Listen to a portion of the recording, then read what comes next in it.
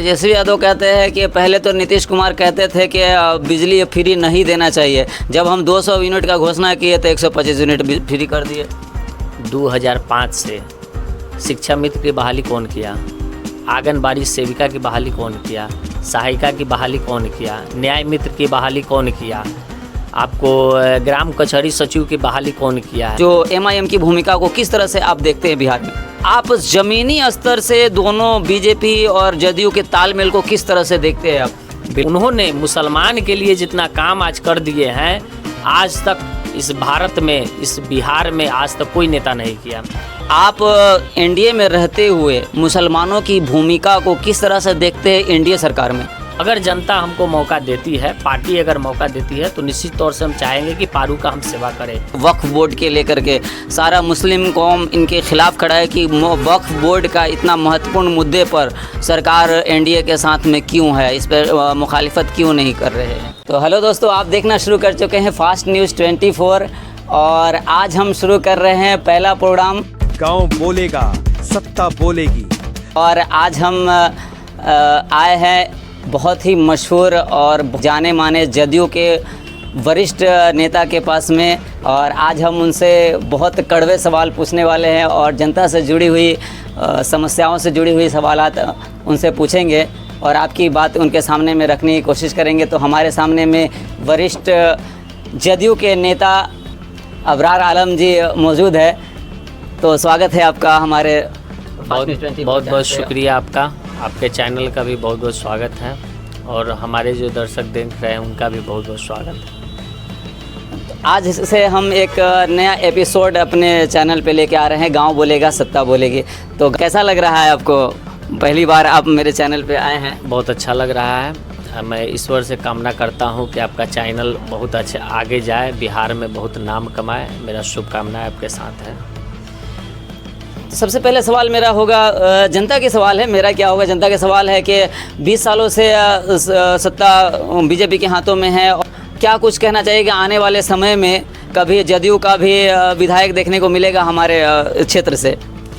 निश्चित तौर पे अगर पार्टी विचार करती है, चूँकि हम लोग जदयू और बीजेपी गठबंधन में है, वो पार्टी का निर्णय होगी। अगर पार्टी चाहेगी यहाँ से जदयू के, तो बहुत सारे हमारे हैं उम्मीदवार हैं, साथी हैं जो लड़ना चाहते हैं। ये पार्टी का डिसीजन है। अगर पार्टी मौका देगी तो निश्चित तौर पे हम लोग लड़ाई लड़ेंगे। एक और सवाल है कि आप एनडीए में रह करके पारू के लिए क्या मतलब महत्वपूर्ण योजना देख रहे हैं आगे के समय के लिए? देखिए, पारू का निश्चित तौर से विकास हो रही है। जो यहाँ के एमएलए हैं वो निश्चित तौर से काम करते हैं और हम लोग गठबंधन के साथी हैं, तो हम लोग भी अपने स्तर से काम करते हैं। दूसरी नंबर है, पूरे विधानसभा में अगर जनता की कहीं कोई ज़रूरत पड़ती है तो निश्चित तौर पे हम लोग जाते हैं, उस मामला को उठाते हैं और काम भी करते हैं। अब रही बात, मैं तो एमएलए नहीं हूँ, लेकिन निश्चित तौर से हमारे पास जो वर्क आता है, चाहे हमारे जदयू के टीम के पास जो काम आता है, हम लोग बखूबी चाहते हैं कि उसको करें और करते भी हैं। जनता से आप इस चीज़ का पता कर सकते हैं। कहना ये है, एक अभी जो SIR चल रहा है बिहार में, जो SIR कर रहा है, क्या आपको लगता है कि ये सक्सेस हो पाएगा और कामयाब है, या फिर ये बेफजूल की चीज़ें हैं? इस पर क्या सोचते हैं आप? नहीं, ऐसी बात नहीं है। देखिए, हर चीज़ का पुनरीक्षण होना भी चाहिए, इसलिए वोटर लिस्ट का पुनरीक्षण हो रहा है, ये अच्छी बात है। इसमें आप एक चीज़ जान लीजिए कि जो वोटर हमारे हैं उसमें बहुत सारे लोग थे जो डेट कर चुके थे, जिनका नाम अभी तक नहीं कटा था। इसलिए इसका पुनरीक्षण होने से ये पेपर फ्रेश हो गया। एक भी आपको मृत व्यक्ति जो है वोटर लिस्ट में अब नहीं आएंगे, जो जेनून है वही आएंगे और होना भी चाहिए। क्योंकि फर्जी वोटर अगर रहने से दिक्कत होती है, चुनाव में बहुत सारी परेशानी होती है, तो ये हुआ, अच्छी बात है। दूसरी नंबर है कि 1 तारीख उसका प्रकाशन कर दिया गया है। आगे जिनके पास उसका डॉक्यूमेंट नहीं है, कुछ डॉक्यूमेंट नहीं लगाया है, फॉर्म नहीं जमा कर पाए हैं, उनके लिए फिर समय दिया गया है कि आप ये 1 महीना 31 अगस्त तक आप उस चीज़ को भर सकते हैं। भरने के बाद फिर उसका एक वोटर लिस्ट जारी होगा, जो फाइनल वोटर लिस्ट जारी होगा। अभी आपके पास समय है और उस चीज़ को कीजिए, वो बेहतर चीज़ है। अच्छा अबरार आलम जी, कहीं कहीं देखने को मिला है, बहुत सारे न्यूज़ चैनलों में देखने को मिला है कि बहुत सारे लोगों को मृत घोषित करके उनका SIR से नाम काट दिया गया है वोटर लिस्ट से, वो ऐसे खबर आ रहे हैं सामने में। नहीं, उसके लिए भी हमारी पार्टी माननीय मुख्यमंत्री जी आज से 2-3 रोज़ पहले अपने टीम को बहाल किए हैं कि भाई कहीं कोई गड़बड़ी हो रही है, अगर इस तरह की आदमी जीवित है और उसको मृत कर दिया गया है, या कोई आदमी है वोटर है उसकी नाम नहीं आया, तो इसके लिए कि हम लोग का भी बैठक चल रहा है। पूरे बिहार में BLO 2 का हम लोग का बैठक चल रहा है। कल भी आप देखे होइएगा तो आपको मरवन में हुई है बैठक, आपको गाय घाट में हुई है, मीनापुर में हुई है। तो हम लोग निश्चित तौर से इस पर ध्यान दिए हुए हैं कि कहीं कोई छूट न जाए हमारे वोटर, उसका काम किया जा रहा है। अच्छा, आप देख रहे हैं 20 सालों से नीतीश कुमार जी जनता के लिए काम कर रहे हैं और निश्चित रूप से बहुत जगह सड़कें, बिजली, पानी, जहां हद तक मतलब काम अच्छे तरीके से हो रहा है, तो आप इसका क्रेडिट किसको देना चाहिएगा? अभी नई नई योजनाएं आ रही हैं नीतीश कुमार के, तो कभी RJD क्रेडिट लेने पे लगे हुए हैं, अभी जो नई PIT आई है जनसुराज, प्रशांत किशोर जी वो खुद क्रेडिट लेने पे लगे हुए कि हमने आवाज़ उठाया जिसके वजह से ये सारे काम में हो रहा है, और BJP खुद क्रेडिट लेना चाह रहा है कि हम करवा रहे हैं। तो आप इसको किसकी उपलब्धता मानते हैं, जदयू की, नीतीश कुमार की, या फिर गठबंधन की, या BJP की? अच्छा, एक चीज़ बताइए, जब मुख्यमंत्री जी आए 2005 से शिक्षा मित्र की बहाली कौन किया, आंगनबाड़ी सेविका की बहाली कौन किया, सहायिका की बहाली कौन किया, न्याय मित्र की बहाली कौन किया, आपको ग्राम कचहरी सचिव की बहाली कौन किया है, आपको कृषि सचिव का बहाली कौन किया है? ये सब माननीय मुख्यमंत्री जी ही न किए हैं। तो ये लोग जो क्रेडिट लेने के लिए बोल रहे हैं, आज 20 साल में बिजली की क्या स्थिति था आप देख रहे हैं, ये आज बोल रहे हैं ना। मुख्यमंत्री जी लगातार इस पर काम कर रहे हैं, ये सब कहने की बात है। एक चीज़ जान लीजिए, वो जब से सत्ता पर आए हैं और अब तक उनका 24 घंटा एक ही योजना रहता है कि हमारा बिहार आगे विकास कैसे करे, और निश्चित तौर से उस पर काम करते रहते हैं। नहीं, तेजस्वी यादव कहते हैं कि पहले तो नीतीश कुमार कहते थे कि बिजली फ्री नहीं देना चाहिए, जब हम 200 यूनिट का घोषणा किए तो 125 यूनिट फ्री कर दिए। जब बिजली था ही नहीं, आप एक चीज़ समझ लीजिए कि जब बिजली था ही नहीं, उस बिजली को सुचारू करने में समय लगा, उसको सुचारू किया गया, 24 घंटा 22 घंटा बिजली की उपलब्धि कराई गई।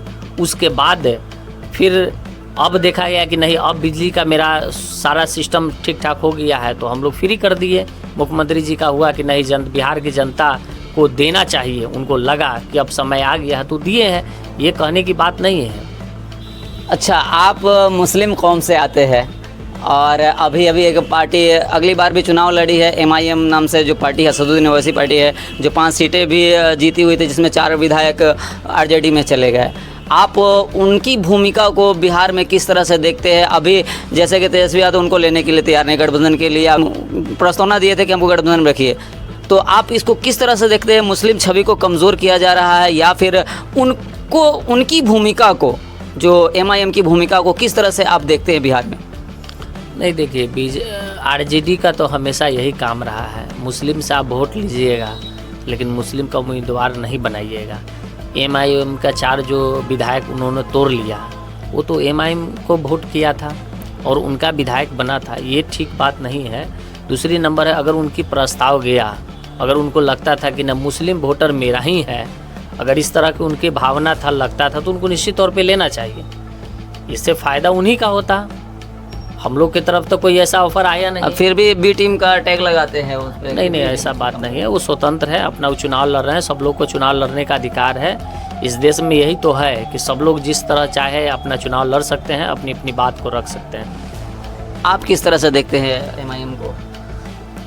हम उनका बात नहीं करेंगे, चूँकि हम अपने पार्टी में है, जनता दल यू में है, और हम अपने पार्टी का ही बात करते हैं। उनका अपना कार्यकाल है, अपना उनका काम है, MIM अपने काम को करते हैं। अब पारू विधानसभा में ही उनका कोई कार्यकर्ता नहीं है, ये बड़ा अफसोस की बात है कि कोई कार्यकर्ता नहीं है पारू विधानसभा में। एक भी आप MIM का आप देख लीजिए, पूरे विधानसभा में कोई कार्यकर्ता नहीं। तो बिहार में ज़मीनी स्तर पे कहीं उनका कार्यकर्ता नहीं है। हाँ, ये ज़रूर है कि उनको बनाना चाहिए, काम करना चाहिए, पार्टी बनाए हैं तो लोगों को ही जोड़िए, बनाइए। अच्छा, एक महत्वपूर्ण सवाल, BJP और जदयू शुरुआत में दोनों मिल के पहले बार सरकार बनाए और 20 सालों से सरकार चला के बीच में बहुत बार टूटी, कभी इधर कभी उधर, कभी इस पार्टी में, कभी महागठबंधन से मिलके रहे नीतीश कुमार, जिसके वजह से पूरे बिहार में उनको बदनाम भी किया जाता है, पलटू राम के नाम से कहा जाता है, चाहे कोई किसी तरह से लोग मतलब नाम लेते हैं जनता। तो आप ज़मीनी स्तर से दोनों बीजेपी और जदयू के तालमेल को किस तरह से देखते हैं आप? बिल्कुल, हम लोग का 2005 से ही तालमेल अच्छी है, और अच्छी होने के कारण ही बस 2 बार हम लोग इधर से उधर गए हैं, वो थोड़ा टेक्निकल मामला था, उसके लिए कोई बड़ी बात नहीं है। लेकिन हम लोग पूरी मजबूती के एनडीए के साथ है, बीजेपी के साथ है, और निश्चित तौर से 2025 का जो चुनाव होगा हम लोग पूरी मजबूती से एनडीए के साथ चुनाव लड़ेंगे। अच्छा, आप एक मुस्लिम नेता हैं और जदयू से है, एनडीए में है। कहा जाता है एनडीए मुसलमानों को मौका नहीं देती है और हमेशा नीचा दिखाने की कोशिश करती है मुसलमानों को। तो आप एनडीए में रहते हुए मुसलमानों की भूमिका को किस तरह से देखते हैं एनडीए सरकार में? देखिए, ऐसी बात नहीं है। हमारे नेता माननीय नीतीश कुमार जी हैं, और हम बीजेपी में रहे, जदयू में रहे, फलाने में रहे, ये सब बड़ी बात नहीं है। हम जिस पार्टी में हैं उस पार्टी का जो हमारे नेता है माननीय मुख्यमंत्री नीतीश कुमार जी, वो कभी भी किसी जाति समीकरण को लेके वो राजनीति नहीं किए हैं। वो बिहार को, टोटल जनता को अपना परिवार मानते हैं, और उन्होंने मुसलमान के लिए जितना काम आज कर दिए हैं, आज तक इस भारत में, इस बिहार में आज तक कोई नेता नहीं किया।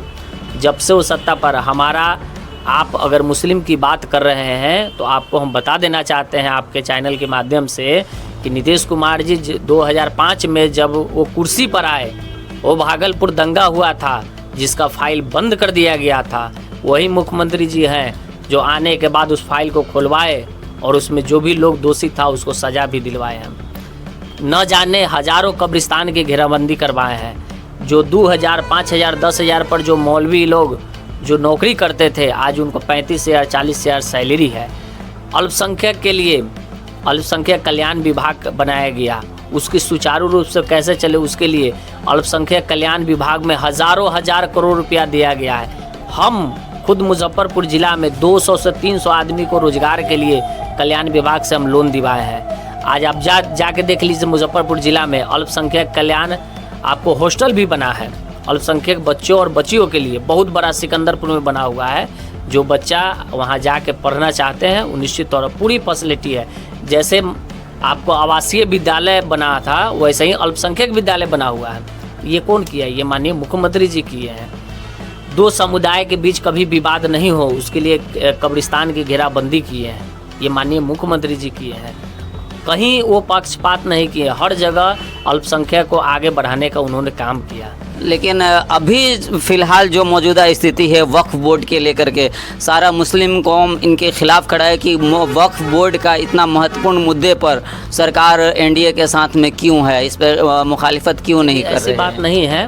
कुछ लोगों में हुआ था, लोग कुछ नाराज़ हुए थे, लेकिन समझने का चीज़ है, भटकाने वाले लोग भटका रहे हैं। आप जब वक्फ बोर्ड का जब समर्थन हम लोग किए तो एक चीज़ जान लीजिए, हमारे जो नेता माननीय मुख्यमंत्री जी है कभी गलत फैसला नहीं लिए हैं और न लेते हैं। वो जान रहे हैं कि हमारे हक में क्या होने वाला है, उसके लिए वो हमेशा काम करते हैं। हमारे घाटे के लिए कभी वो सौदा नहीं किए हैं। बिहार के मुख्यमंत्री वो हैं, सत्ता पर वो हैं, उनको कैसे चलाना है, कैसे आगे बढ़ाना है वो निश्चित तौर से जान रहा है।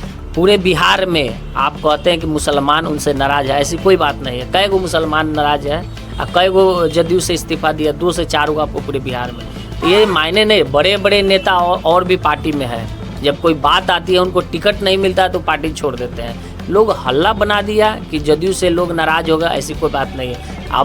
अभी 31 तारीख को मुजफ्फरपुर में एक प्रोग्राम हम किए थे, आपको होटल मैरी गोल्ड में, आप वहाँ का दृश्य देखिए, पूरा भरा हुआ था खचाखच, तो सारे हमारे मुसलमान भाई थे उस। तो एक और सवाल है जो जनता जानना चाहती है आपसे, और बहुत ही इम्पोर्टेंट सवाल है और एक प्रभाव डालेगा इस क्षेत्र पे इस सवाल के बाद में।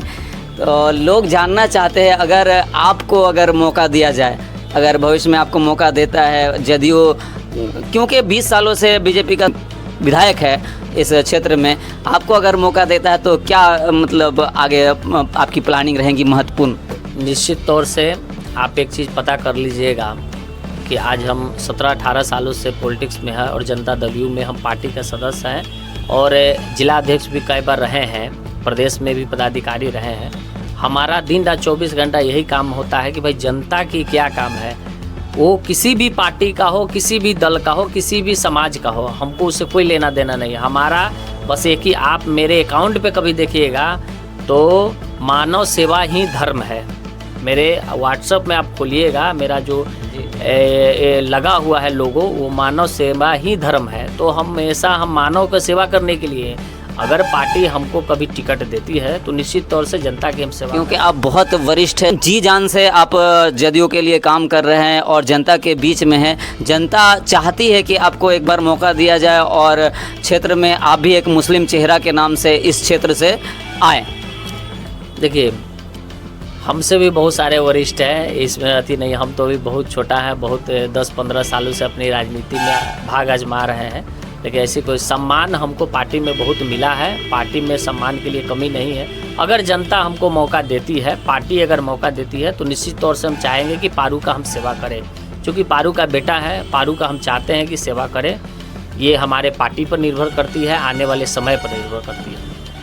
चलिए, सबसे अंत में एक सवाल होगा कि 20 सालों से बीजेपी की सरकार विधायक है इस क्षेत्र में, पारू विधानसभा क्षेत्र में, तो आप इसमें जदयू की कितनी बड़ी भूमिका देखते हैं?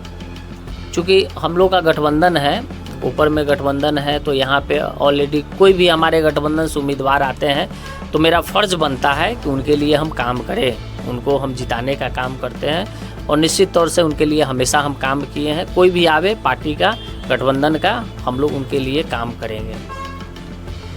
तो आप लोग क्या सोचते हैं इस पूरे इंटरव्यू के बारे में? कमेंट बॉक्स में ज़रूर बताइएगा। आपके सवालों को हम सत्ता के सामने रखने की कोशिश किए, तो बने रहिएगा। अगली बार फिर नेक्स्ट एपिसोड के लिए गांव बोलेगा सत्ता बोलेगी, बने रहिए फास्ट न्यूज़ 24 के साथ में। फिर मिलते हैं नए एपिसोड के साथ में। तब तक के लिए जय हिंद, जय भारत।